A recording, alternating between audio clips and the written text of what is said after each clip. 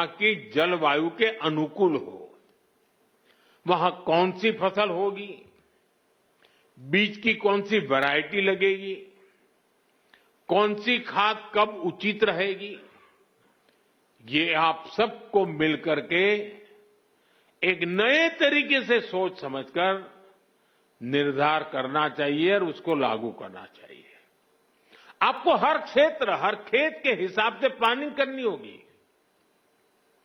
अब जैसे कहीं पानी अधिक होता है तो वहां वैसी उपज होगी, कहीं पानी की कमी है तो वहां उस प्रकार की फसलें उगानी होगी। जहां खेती संभव नहीं वहां पशुपालन और मत्स्य पालन को बढ़ावा देना होगा। कुछ क्षेत्रों में मधुमक्खी पालन एक बेहतर विकल्प होगा। तटीय इलाकों में सीवीड फार्मिंग एक शानदार विकल्प हो सकता है। पीएम धनधान्य कृषि योजना की सफलता लोकल लेवल पर इसके इम्प्लीमेंटेशन से ही होगी। इसलिए हमारे युवा अधिकारियों पर बहुत जिम्मेदारी होगी। उनके पास कुछ कर गुजरने का मौका है। मुझे विश्वास है कि युवा साथी किसानों के साथ मिलकर देश के 100 जिलों की खेती की तस्वीर बदल देंगे। और मैं आपको विश्वास से कहता हूं, जैसे ही उस गांव में खेती की तस्वीर बदली, उस पूरे गांव की इकोनॉमी बदल जाएगी। साथियों, आज से दलहन आत्मनिर्भरता मिशन भी शुरू हो रहा है। ये सिर्फ दाल उत्पादन बढ़ाने का मिशन नहीं है, बल्कि हमारी भावी पीढ़ी को सशक्त बनाने का भी अभियान है।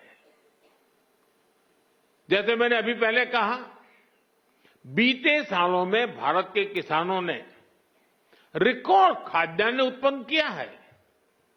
गेहूं हो, धान हो, आज भारत दुनिया के सबसे बड़े उत्पादकों में से एक है। लेकिन साथियों, हमें आटे और चावल से भी आगे बढ़कर सोचना ही होगा।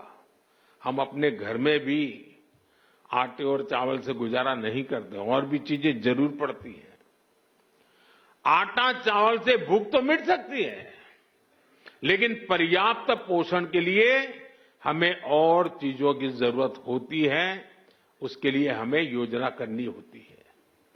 आज भारत को, और खास करके जो वेजिटेरियन आदि प्रकृति के लोग हैं, उनके पोषण के लिए प्रोटीन बहुत महत्वपूर्ण है। अन्य भी चीजों की जरूरत होती है, उसमें एक प्रोटीन भी है। हमारे बच्चों को, हमारी भावी पीढ़ी को उनके शारीरिक विकास के लिए और उसके साथ मानसिक विकास के लिए भी प्रोटीन का उतना ही महत्व है। और स्वाभाविक है, खास करके जो वेजिटेरियन लोग हैं, और हमारे देश में काफी बड़ा समाज है, उनके लिए तो दाल ही प्रोटीन का सबसे बड़ा सोर्स होता है। पल्सेस ही से उसका रास्ता होते हैं। लेकिन चुनौती ये भी है कि भारत आज भी, हम कृषि प्रधान देश तो है, वहां की जलवायु के अनुकूल हो। वहां कौन सी फसल होगी, बीज की कौन सी वैरायटी लगेगी, कौन सी खाद कब उचित रहेगी, ये आप सबको मिलकर के एक नए तरीके से सोच समझकर निर्धार करना चाहिए और उसको लागू करना चाहिए। आपको हर क्षेत्र, हर खेत के हिसाब से प्लानिंग करनी होगी। अब जैसे कहीं पानी अधिक होता है तो वहां वैसी उपज होगी, कहीं पानी की कमी है तो वहां उस प्रकार की फसलें उगानी होगी। जहां खेती संभव नहीं वहां पशुपालन और मत्स्य पालन को बढ़ावा देना होगा। कुछ क्षेत्रों में मधुमक्खी पालन एक बेहतर विकल्प होगा।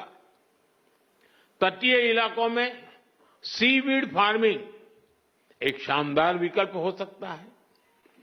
पीएम धनधान्य कृषि योजना की सफलता लोकल लेवल पर इसके इम्प्लीमेंटेशन से ही होगी। इसलिए हमारे युवा अधिकारियों पर बहुत जिम्मेदारी होगी। उनके पास कुछ कर गुजरने का मौका है। मुझे विश्वास है कि युवा साथी किसानों के साथ मिलकर देश के 100 जिलों की खेती की तस्वीर बदल देंगे। और मैं आपको विश्वास से कहता हूं, जैसे ही उस गांव में खेती की तस्वीर बदली, उस पूरे गांव की इकोनॉमी बदल जाएगी। साथियों, आज से दलहन आत्मनिर्भरता मिशन भी शुरू हो रहा है। ये सिर्फ दाल उत्पादन बढ़ाने का मिशन नहीं है, बल्कि हमारी भावी पीढ़ी को सशक्त बनाने का भी अभियान है। जैसे मैंने अभी पहले कहा, बीते सालों में भारत के किसानों ने रिकॉर्ड खाद्यान्न उत्पन्न किया है। गेहूं हो, धान हो, आज भारत दुनिया के सबसे बड़े उत्पादकों में से एक है। लेकिन साथियों, हमें आटे और चावल से भी आगे बढ़कर सोचना ही होगा। हम अपने घर में भी आटे और चावल से गुजारा नहीं करते, और भी चीजें जरूर पड़ती हैं। आटा चावल से भूख तो मिट सकती है, लेकिन पर्याप्त पोषण के लिए हमें और चीजों की जरूरत होती है। उसके लिए हमें योजना करनी होती है। आज भारत को, और खास करके जो वेजिटेरियन आदि प्रकृति के लोग हैं, उनके पोषण के लिए प्रोटीन बहुत महत्वपूर्ण है। अन्य भी चीजों की जरूरत होती है, उसमें एक प्रोटीन भी है। हमारे बच्चों को, हमारी भावी पीढ़ी को उनके शारीरिक विकास के लिए और उसके साथ मानसिक विकास के लिए भी प्रोटीन का उतना ही महत्व है।